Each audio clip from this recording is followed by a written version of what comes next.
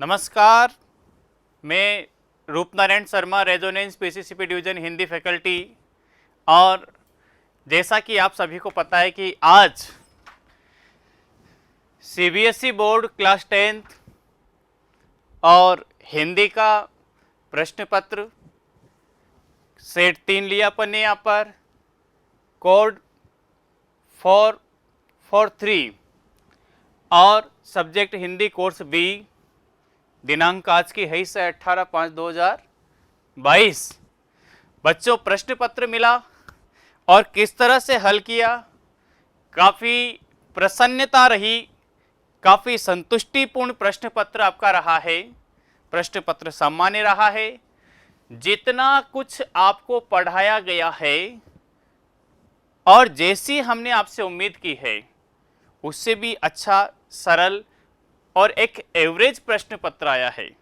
तो चलें मूल्यांकन करते हैं कि किस टाइप के प्रश्न आए, कहां से आए और हमने इनको किस तरह से हल किया।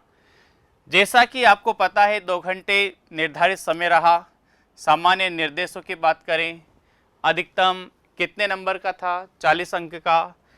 सामान्य निर्देश से निम्नलिखित निर्देशों को बहुत सावधानी से पढ़िए और उनका सख्ती से अनुपालन कीजिए। पहला है, इस प्रश्न पत्र में कुल 8 प्रश्न दिए गए हैं। कितने? 8 क्वेश्चन है। दूसरा क्या है, इस प्रश्न पत्र में कुल कितने खंड है बच्चों? 2 खंड है। कौन सा? खंड क और खंड ख। तीसरा क्या है, खंड क में कुल 3 प्रश्न है।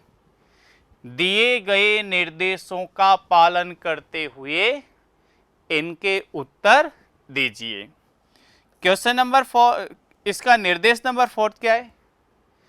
खंड ख में कुल 5 प्रश्न है। 5 क्वेश्चन खंड ख के लिए। दिए गए निर्देशों का पालन करते हुए इनके उत्तर दीजिए। बच्चों, निर्देश 5th है, प्रत्येक प्रश्न को ध्यानपूर्वक पढ़ते हुए यथासंभव क्रमानुसार, जैसे क्वेश्चन नंबर 1, 2, 3, 4, 5, 6, 7, 8 क्रमानुसार उसको हल हमें करना है। आगे चलें तो देखते हैं, हमने लिया यहां पर खंड क। किस टाइप के प्रश्न आए हैं साहब, देखते हैं। क्वेश्चन नंबर 1, निम्नलिखित प्रश्नों में किन्हीं 2 प्रश्नों के उत्तर लगभग 20 से 30 शब्दों में दीजिए। कितने में देना है? 20 से 30 शब्दों में दीजिए। बिल्कुल दिया होगा। पहला ही प्रश्न आपको मिला है, कौन सा? कौन से टॉपिक से मिला है? आपकी स्पर्श का पद्य खंड और टॉपिक है मनुष्यता। क्वेश्चन क्या है कि मनुष्यता कविता में कवि ने सबको साथ चलने की प्रेरणा क्यों दी है? अरे, इससे समाज को क्या लाभ हो सकता है? तर्क देकर उत्तर दीजिए। बच्चों, बहुत आसान प्रश्न है। क्या प्रेरणा आपको इससे मिली मनुष्यता पार कविता से? बहुत ही। और आपको ये बता दे कि रेजोनेंस में जो अभी हमने प्रश्न पत्र तैयार किए थे, उन्हीं में से पूछा गया प्रश्न भी है। तो बिल्कुल कि कवि ने सबको एक होकर चलने की प्रेरणा इसलिए दी है क्योंकि इससे आपसी मेल भाव बढ़ता है तथा हमारे सभी काम सफल हो जाते हैं। यदि हम सभी एक होकर चलेंगे तो जीवन मार्ग में आने वाले हर विघ्न बाधा पर विजय पा लेंगे। बिल्कुल, जब सबके द्वारा एक साथ प्रयास किया जाता है तो वह सार्थक सिद्ध होता है। सबके हित में ही हर एक का हित निहित होता है।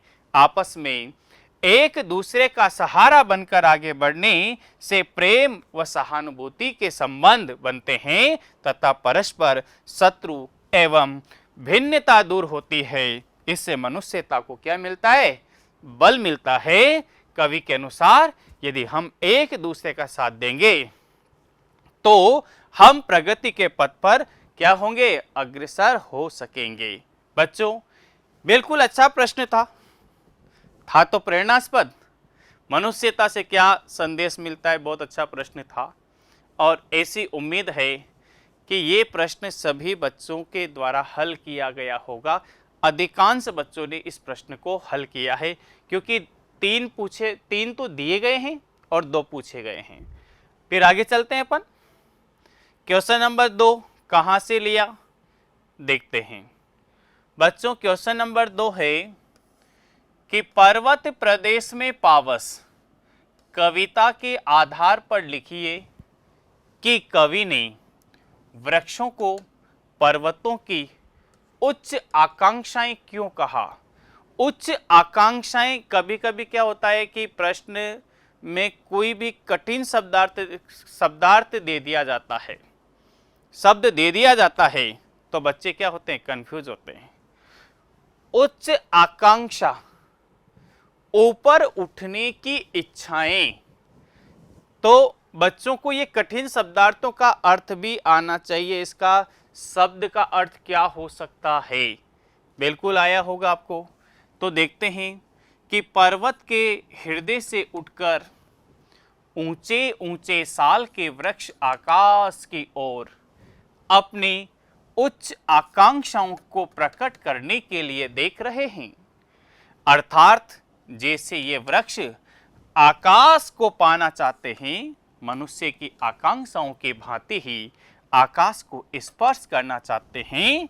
ये वृक्ष इस बात को प्रतिबिंबित करते हैं कि मानो ये गंभीर चिंतन में लीन हो और अपलक यानी बिना पलक झपकाए देखते हुए अपने उच्च आकांक्षाओं को पूर्ण करने के लिए क्या है? निहार रहे हों।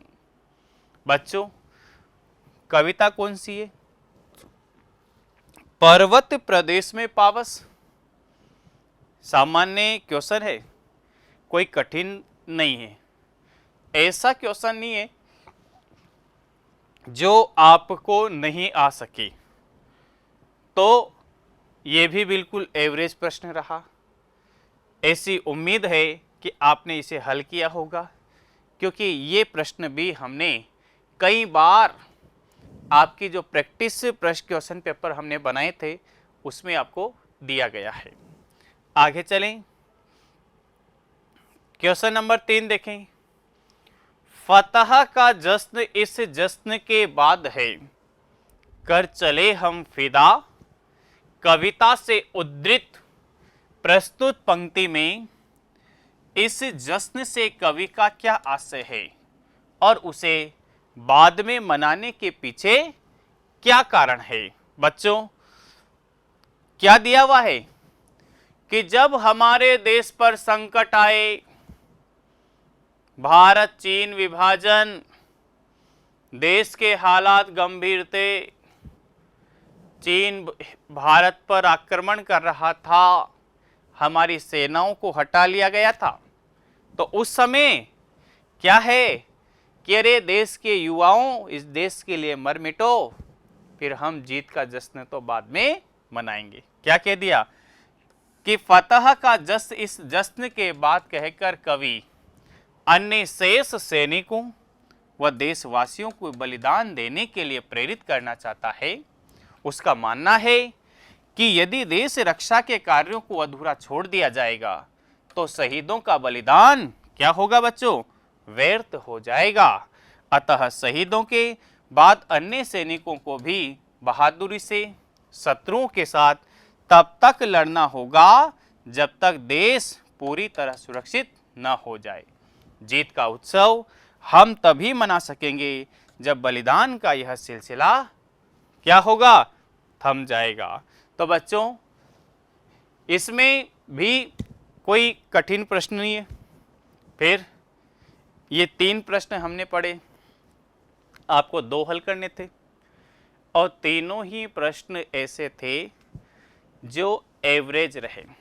यदि आपने कविताओं को पढ़ा है, रेजोनेंस के माध्यम से जो हमने आपको क्वेश्चन दिए, उनको जो समझाया, प्रश्न पत्र के माध्यम से हल करवाए, यदि आपने बहुत अच्छी तरह से पढ़ा है तो ये तीनों ही प्रश्न आपके लिए सरल रहे होंगे।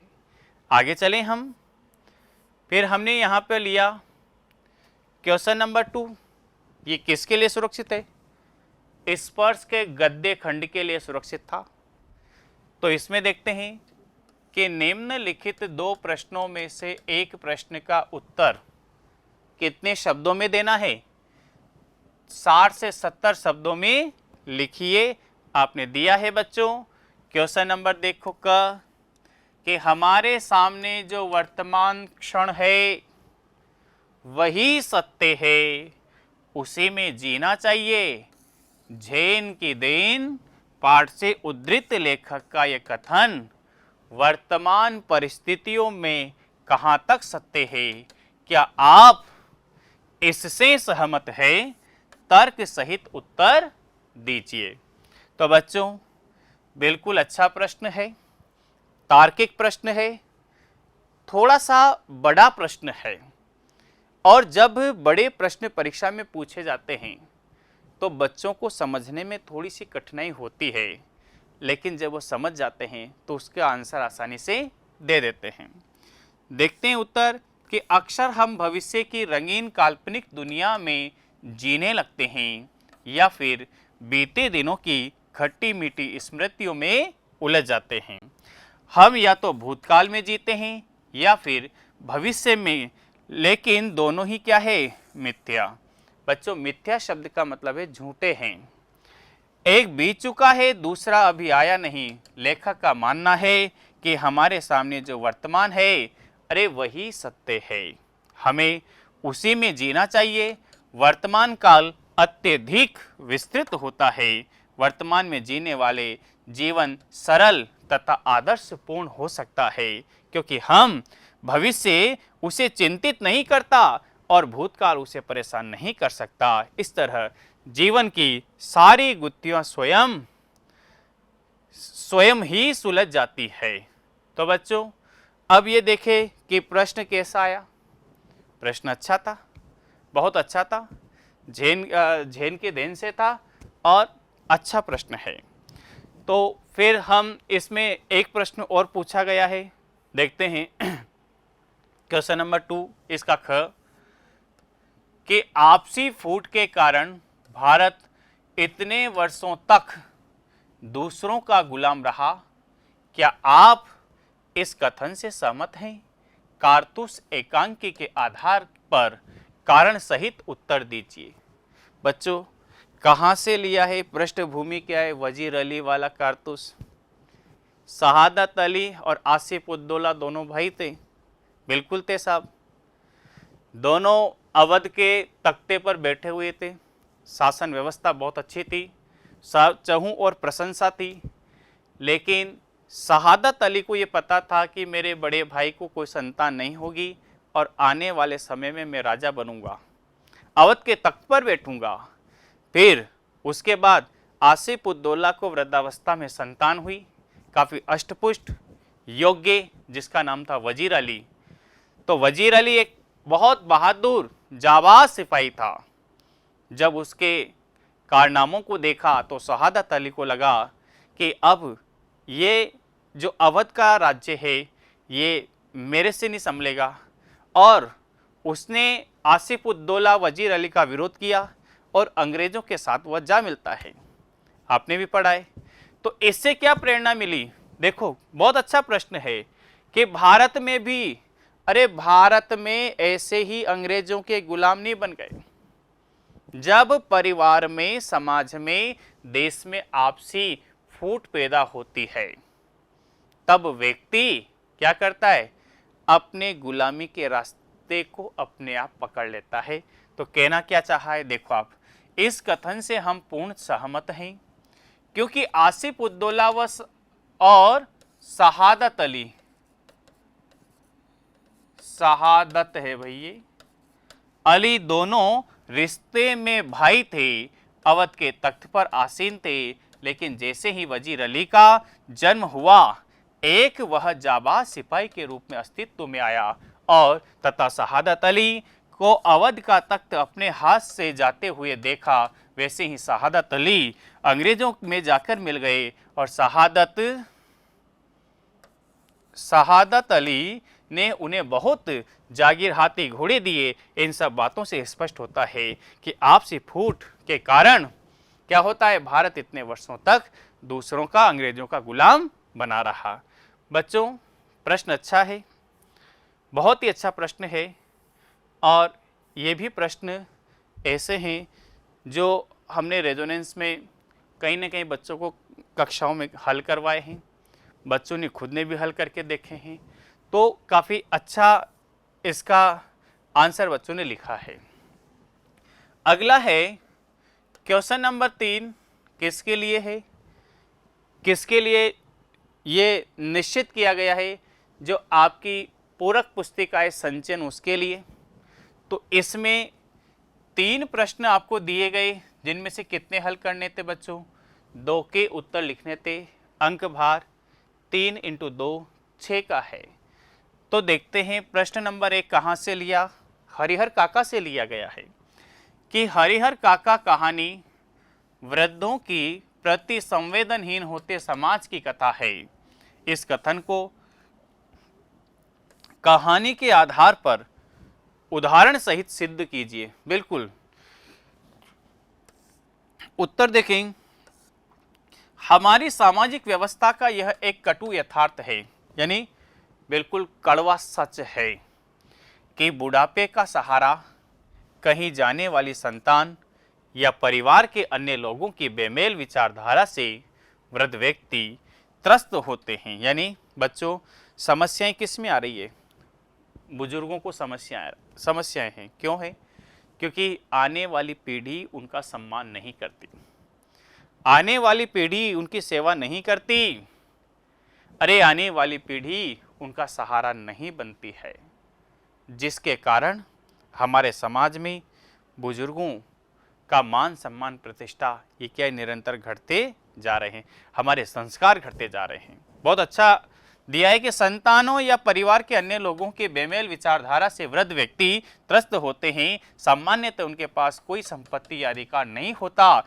लेकिन हरिहर काका की स्थिति इससे भिन्न दिखाई देती है। हरिहर काका के पास जमीन जायदाद है, उनका अधिकार भी वास्तविक तौर पर सीमित नहीं है, परंतु वे इस रूप में भी एक नए शोषित वर्ग के प्रतिनिधि के रूप में दिखाई देते हैं।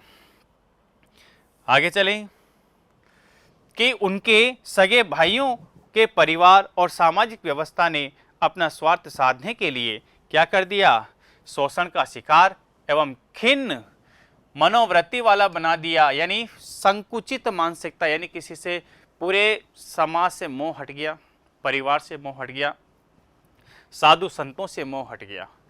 भाई उनके संपत्ति के लिए जान लेने पर उतर आए तो पुलिस प्रशासन सुरक्षा देने के नाम पर उनका शोषण कर रहा है। सामाजिक व्यवस्था में सर्वाधिक पवित्र माने जाने वाली धार्मिक संस्थाओं का चरित्र भी ठाकुरबाड़ी और महंत की गतिविधियों से स्पष्ट हो जाता है कि शोषण करने में वे कोई कसर नहीं छोड़ना चाहते। इस तरह संपत्ति एवं अधिकार संपन्न तथा स्वतंत्र होते हुए भी हरिहर काका परिवार, धर्म एवं समाज द्वारा शोषित एक नए वर्ग का प्रतिनिधि के रूप में दिखाई देते हैं। बच्चों, प्रश्न बहुत तार्किक है, अच्छा प्रश्न है। ये आपको किसी भी बुक से उठा करके नहीं दिया गया है, खुद बनाया गया है, तो इसका उत्तर भी आपने बनाकर ही लिखा होगा, बिल्कुल लिखा होगा। क्यों लिखा होगा, क्योंकि हमने आपको कक्षा में कई प्रश्नों के उत्तर खुद बनाना सिखाया है, तो मुझे ऐसा विश्वास है कि आपने इसका उत्तर बहुत ही अच्छा बनाया होगा। फिर आगे चलते हैं। इसका थर्ड क्वेश्चन है साहब, कौन सा? ख, कि सपनों के से दिन पाठ के आधार पर लिखिए कि लेखक को नई श्रेणी, यानी नई श्रेणी का मतलब नई कक्षा में जाने की प्रसन्नता अन्य विद्यार्थियों की तरह क्यों नहीं होती थी? क्यों नहीं होती थी? क्योंकि पढ़ाई से वो कतराते थे, पुस्तकों में बदबू आती थी, क्योंकि जो शिक्षा पद्धति है, प्राचीन शिक्षा पद्धति बच्चों की रुचि के अनुरूप नहीं थी। तो हमने आंसर दिया इसका कि नई श्रेणी में जाकर लेखक का बाल मन क्या हो जाता है? उदास हो जाता था, क्योंकि उसे किताबें व अन्य लड़कों द्वारा पढ़नी पड़ती थी और उसके लिए पुरानी किताबों का प्रबंध हेड मास्टर साहब शर्मा जी कर देते थे, क्योंकि लेखक के परिवार की आर्थिक स्थिति अच्छी नहीं थी। जबकि अन्य बच्चे नई कक्षा में नई किताबें खरीदते और लेखक का बालमन नई कॉपियों पुरानी किताबों से आती विशेष गंध से क्या हो जाता था? उदास हो जाया करता था। आगे चले बच्चों, ये भी अच्छा प्रश्न है, आपको आसानी से आ गया होगा। अब है क्वेश्चन नंबर 3, कहाँ से लिया? संचयन के तीसरे पाठ अध्याय से, क्या नाम है? टोपी शुक्ला। क्या है क्वेश्चन? कि इरफान के पिता के तबादले के बाद टोपी शुक्ला का अकेलापन और महंत और भाइयों के दुर्व्यवहार के कारण हरिहर काका का मौन धारण वर्तमान समाज की ऐसी सच्चाई है जिससे आज बहुत से लोग पीड़ित हैं। इस स्थिति से निकलने में आप ऐसे लोगों को क्या सुझाव देंगे? बात करें साहब टोपी शुक्ला की। टोपी, मैं मानता हूं कि टोपी की कमी क्या रही कि टोपी ने एक अपना मित्र बनाया, घनिष्ठ मित्र इरफान को बनाया। अरे घनिष्ठता नहीं होती है, ये परिवर्तन संसार है। एक आया है सो जाएगा राजा रंक फकीर, यानी हर समय कोई ना कोई स्थितियां परिस्थितियां हमारी बदलती रहती, हमारा परिवेश बदलता रहता है। यदि टोपी सभी के साथ मिलजुल करके रहा करता तो इरफान के जाने के बाद भी उसे अकेलेपन का एहसास नहीं होता। हरिहर काका समाज को ये संदेश देते हैं इस हरिहर काका पाठ के माध्यम से, क्या? कि रिश्ते नातों की पहचान अरे विपत्ति काल में ही होती है। प्रेम एक निस्वार्थ होना चाहिए। यदि प्रेम को किसमें, जागीर में बांट दिया जाए तो स्वार्थ इतना बढ़ जाता है कि वह क्या होता है, इन माया जाल में फंस करके अकेलेपन महसूस करता है। तो देखो आप, बहुत ही अच्छा प्रश्न है। यह दोनों ही स्थिति से बाहर निकालने के लिए हम लोगों को यह सुझाव देते हैं कि हमें रिश्तों को इतना भी संकुचित नहीं करना चाहिए जैसे टोपी ने किया। अगर टोपी शुक्ला कक्षा व बाहरी परिवेश से एक समान परिवेश से एक समान व्यवहार करता तो इरफान के जाने के बाद भी वह दूसरे बच्चों के साथ घुल मिल जाता, क्योंकि इस गतिशील संसार में दिनों दिन बहुत कुछ बदलाव आते हैं, कुछ बिछुड़ते हैं और कुछ नए मिलते हैं। ये टोपी के संदर्भ में कहा। फिर हरिहर काका के संदर्भ में क्या है? ऐसे ही हरिहर काका भी मौन होना इस बात का प्रमाण है कि जो सामाजिक परिस्थितियां हैं उनको क्या कर लिया, जकड़ जाते हैं, जो समाज व परिवार से हटकर अकेले जीवन जीते हैं। तो आगे हम चलते हैं बच्चों। ये हमने 3 तक का बिल्कुल खंड का पूरा किया कंप्लीट, जिसमें स्पर्श की, इधर से संचयन के क्वेश्चन आंसर, और हमने ये देखा कि इस प्रश्न पत्र में अधिकांश प्रश्न वह है जो या तो कक्षाओं में हल करवाए गए या डीपीपी मॉड्यूल के माध्यम से आपको दिए गए हैं।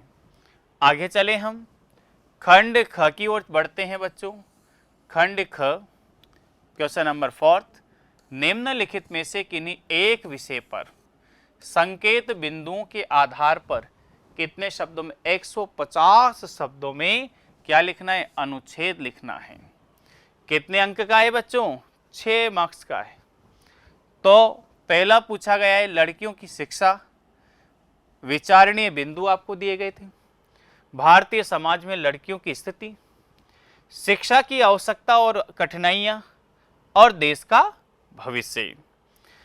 फिर दूसरा इन्होंने दिया पुस्तकें हमारी सच्चे मित्र।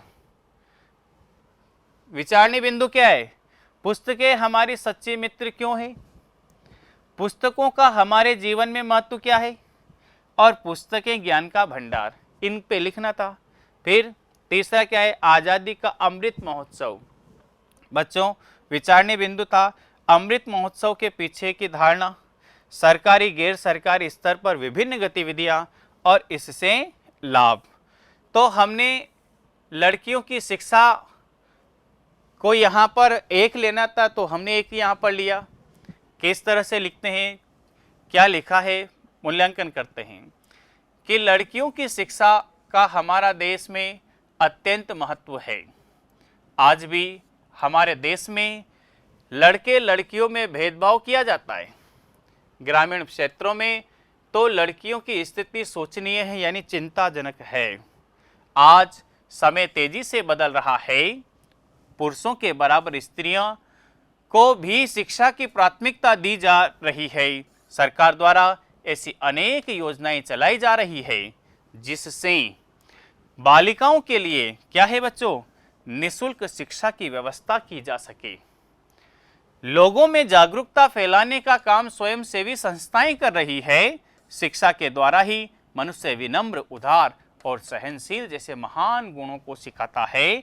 आज लड़कियों को शिक्षा की विशेष आवश्यकता है। बालिका जिसके जन्म पर घर में कोई प्रसन्न नहीं होता, जो जीवन भर सामाजिक कुरीतियों, भेदभाव, प्रताड़ना, उत्पीड़न, कुपोषण और शोषण का शिकार होती रही है, ऐसी बालिका के लिए शिक्षा ही एक ऐसा अस्त्र बन सकता है जो न केवल उसे उसके नैतिक, सामाजिक, शैक्षणिक अधिकार दिलाएगी, बल्कि उसे जीवन में आने वाली कठिनाइयों का सामना एक सशक्त महिला के रूप में खड़ा करेगी। अतः बालिका के साथ शिक्षा के क्या है बच्चों, संबंधों को नकारा नहीं जा सकता। बालिका के लिए शिक्षा अत्यंत आवश्यक है। स्त्रियों, परिवार, समाज और राष्ट्र निर्माण में महत्वपूर्ण योगदान है। बालिकाओं पर भी किसी भी देश का भविष्य निर्भर करता है, क्योंकि बालिकाएं आगे चलकर माँ बनती है। माँ किसी भी प्रकार की केंद्रीय इकाई होती है। यदि माँ को शिक्षा प्राप्त नहीं है तो वह बचपन में पोषण व अज्ञानता की शिकार है, तो वह एक स्वस्थ, शिक्षित परिवार व उन्नत समाज को जन्म देने में विफल रहेगी। अतः बालिका के लिए शिक्षा नितांत आवश्यक है, यानी बहुत ही क्या है बच्चों, आवश्यक है। आज बालिका शिक्षा को राष्ट्रीय आवश्यकता समझकर जोर दिया जा रहा है। परिणामतः बालिकाओं की स्थिति में सुधार हुआ है। आज बालिकाएं बालकों से किसी भी क्षेत्र में कम नहीं है। वे आज हर प्रतियोगी युग से तेजी से आगे बढ़ रही है। इस कार्य के लिए माता पिता का सहयोग होना अत्यंत आवश्यक है। उन्हें चाहिए कि लड़के व लड़कियों में भेदभाव न करें, बल्कि उन्हें इस कार्य का श्री गणेश अपने घरों में ही आरंभ करना चाहिए, जिससे हमारे देश में अशिक्षा का सूरज डूबेगा और उन्नत, विकसित, शिक्षित व संपन्न देश के लिए नए सूर्य का क्या होगा बच्चों, उदय होगा। तो आपने भी इसी तरह से लिखा होगा। अच्छा है, अच्छा प्रश्न था। अब क्वेश्चन नंबर 5 कहाँ से पूछा गया, कौन सा है साहब? आपके औपचारिक पत्र से संबंधित। देखो आप विद्यालय के प्रमुख छात्र क्या है, नलिन है। आपके विद्यालय में कैंटीन समुचित व्यवस्था नहीं है सब। यानी कैंटीन की व्यवस्थाएं नहीं है अच्छी। विद्यालय की प्रधानाचार्य से इस समस्या का समाधान करने की प्रार्थना करते हुए 120 शब्दों में पत्र लिखिए। या फिर क्या है, अथवा यदि आपको ये नहीं आता है तो आपने ये किया होगा कि देश के विभिन्न राज्यों में बढ़ते प्रदूषण पर चिंता प्रकट करते हुए हिंदी दैनिक समाचार पत्र के संपादक को लगभग 120 शब्दों में क्या लिखिए, पत्र लिखिए।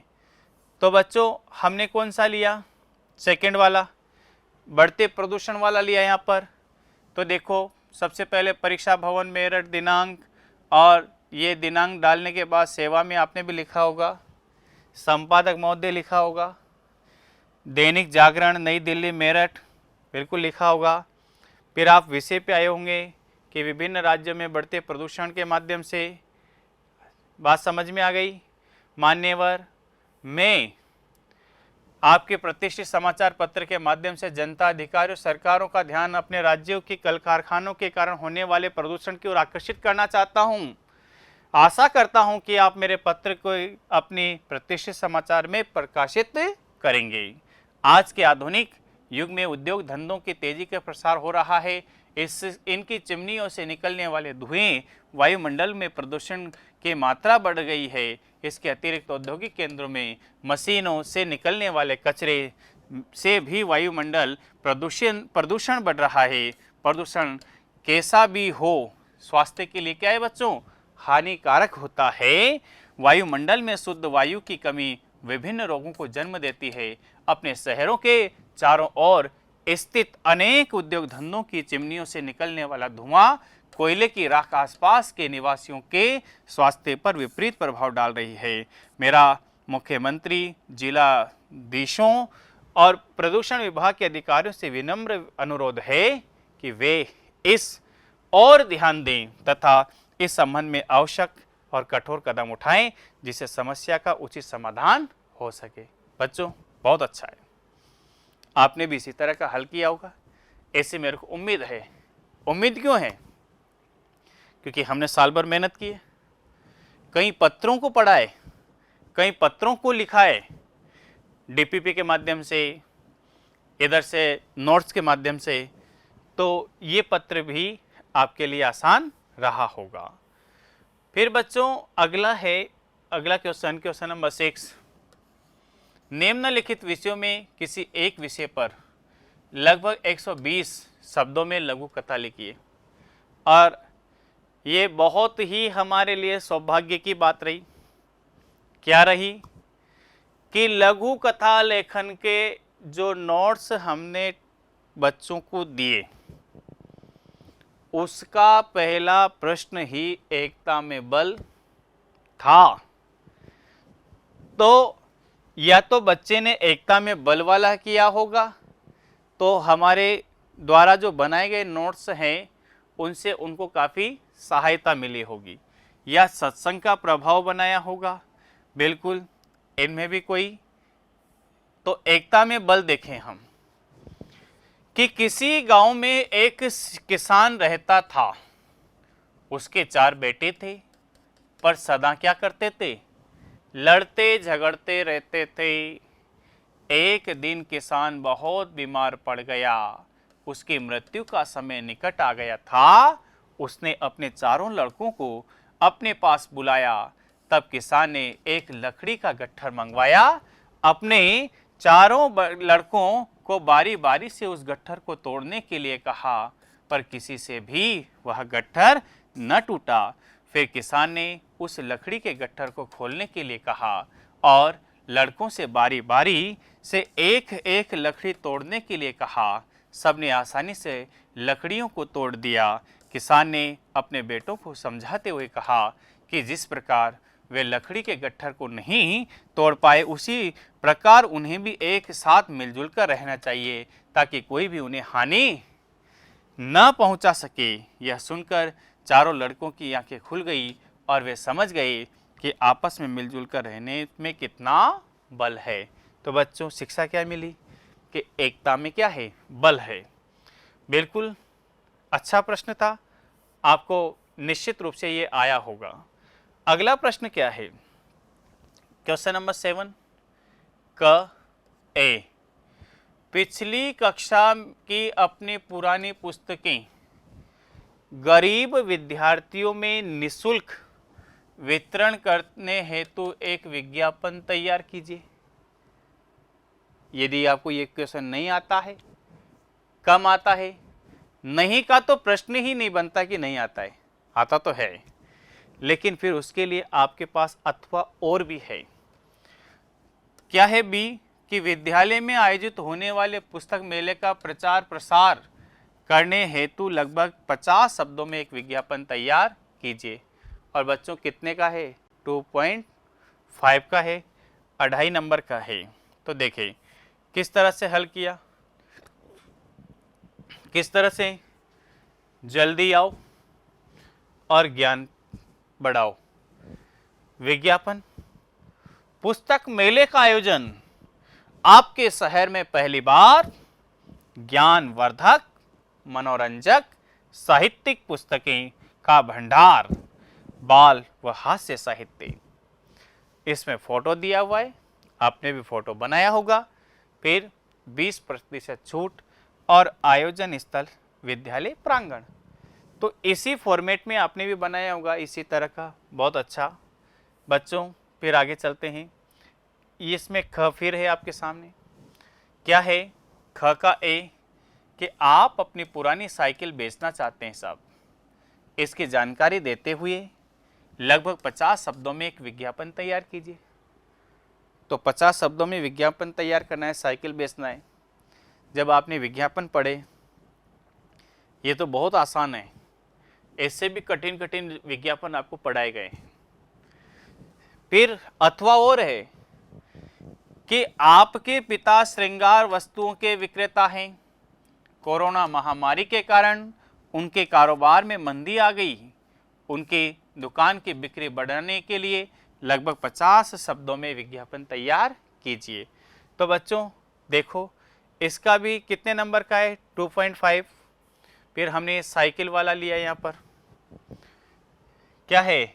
कम बजट और आपकी पसंद, विज्ञापन एटलस साइकिल, मात्र 2 महीने पुरानी, नई जैसी दिखाई दे, आप आज ही ले।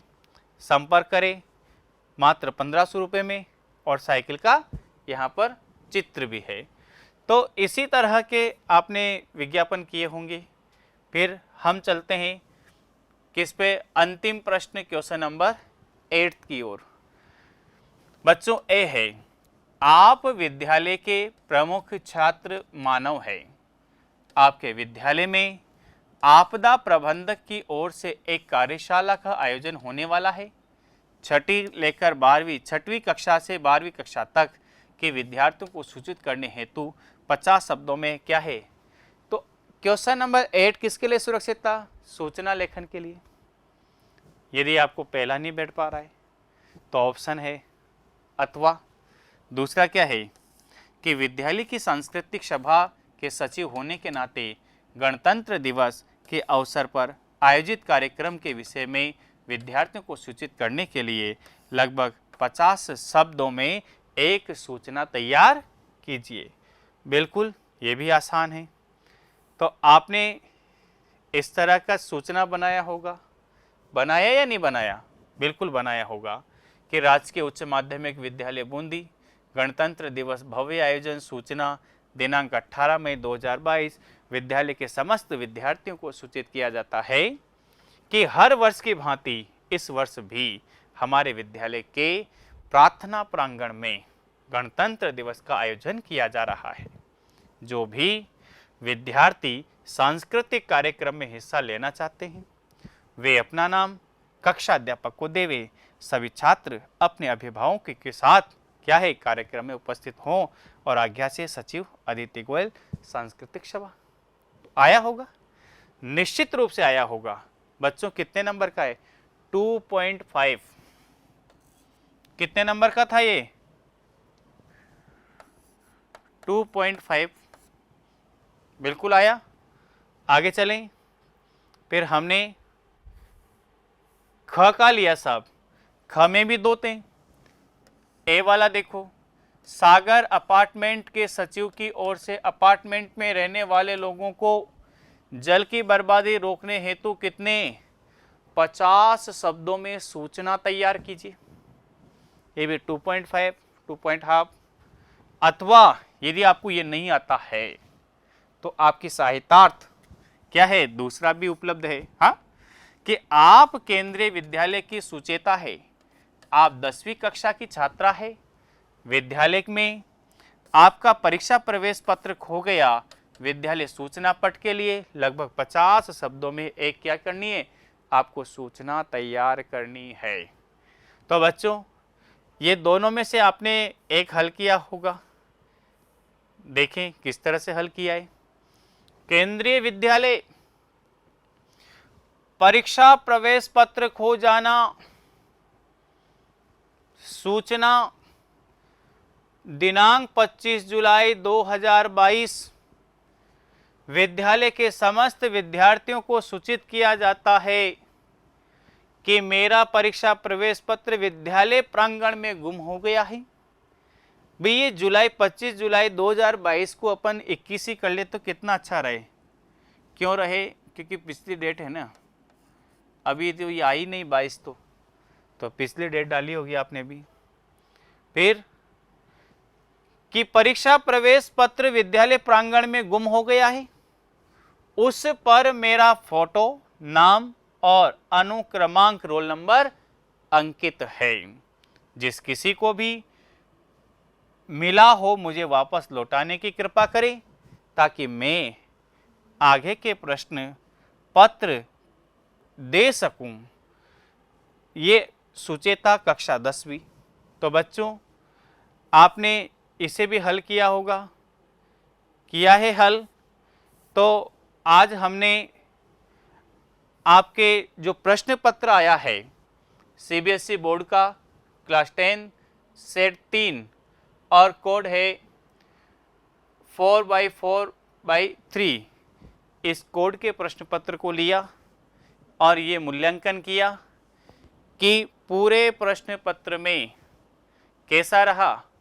केवल 20% कठिन क्वेश्चन थे। हम मान सकते हैं संचयन के 1-2 प्रश्न कठिन थे। इनके अलावा जितने भी प्रश्न थे वह ऐसे प्रश्न थे जो या तो आपको कक्षाओं में हल करवाए गए या डीपीपी के माध्यम से आपको दिए गए और आपने उनको पढ़ा है, और जो आपको प्रैक्टिस करवाई गई थी प्रश्न पत्रों के माध्यम से, उनमें भी बहुत सारे क्वेश्चन ऐसे हैं जो उसमें पूछे गए थे और इसमें भी पूछे गए हैं। तो आपका ये प्रश्न पत्र बहुत अच्छा रहा होगा, इसी आशा और विश्वास के साथ बच्चों मैं यहीं पर विराम देता हूं और आपके सफल भविष्य के लिए, उज्जवल भविष्य के लिए कि आपका परीक्षा परिणाम बहुत बहुत अच्छा रहे, इसी शुभकामना के साथ यहीं पर विराम देना चाहेंगे। बहुत बहुत धन्यवाद।